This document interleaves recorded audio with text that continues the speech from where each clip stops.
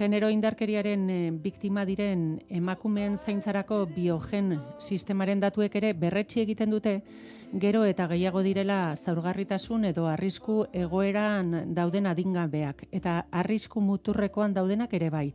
Nafarroan zehazki 16. Eta Hego Euskal Herri osora zabaldu nahi izan dugu estatistika? Bai, Araba, Bizkaia eta Gipuzkoan beste zaintza sistema bat dagoelako indarrean, EBA, etxekoen eta emakumeen babesa izen hori hartzen du sistemak.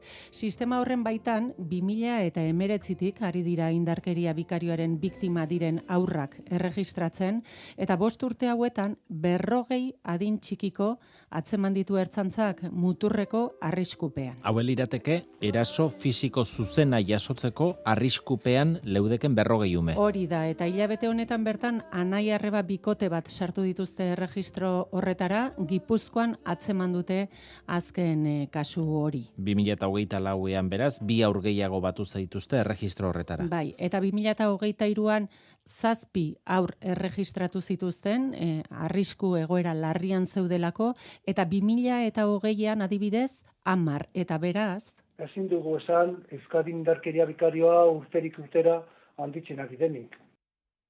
Oskar Fernandez Kuko da entzun dezuen hau, esaten duena Euskadin ez dela indarkeria bikarioa handitu denik atzematen ari, Ertzaintzaren ikerketa kriminaleko eta polizia judizialeko unitateko komisario burua da, eta berak eman digu Ertzaintzak jarraitzen duen protokoloaren berri. Hasteko nola atzematen da aurrak arriskuan egon litezkela?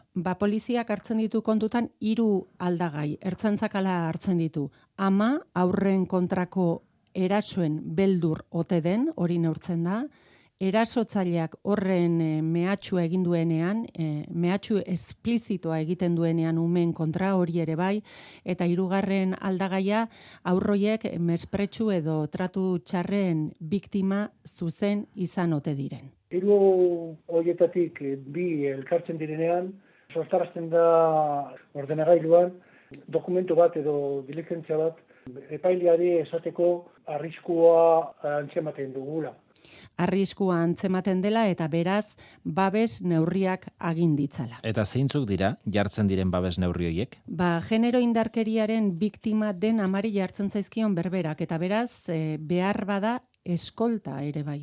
Adingabeekin, amarekin hartzen diren babes neurri berak hartzen dira haiekin, bai.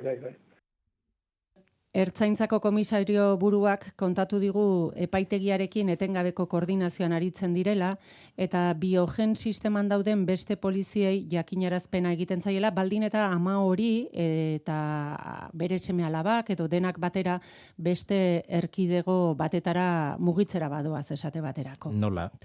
Momentuz mail bat bidalita. Modu hortan jakinarazten dute zein arrisku gradu duten hemen eta zen babes neurri eta beste poliziak erabakiko dute gero babes neurri hoiekin jarraitu edo beste batzuk jarri eta kontrako bidean ere berdin.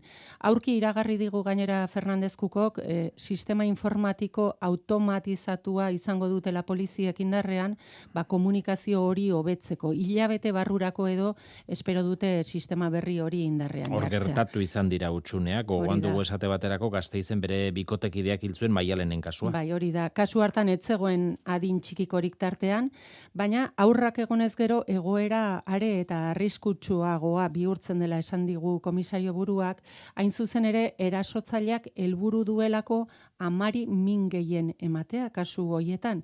Egoera arriskutsuak eta areta gehiago aita horrek seme-alabak ikusteko eskubidea duenean. Gertatzen da noizbenka, aitak edo erasotzaileak noizbenka bizitatzeko eskubidea daukala edo. Eta horrekin oso zaila da babesteko. Kasu hoietan aurrak babestea zailagoa izaten da babes neurri eraginkorrak hartzea.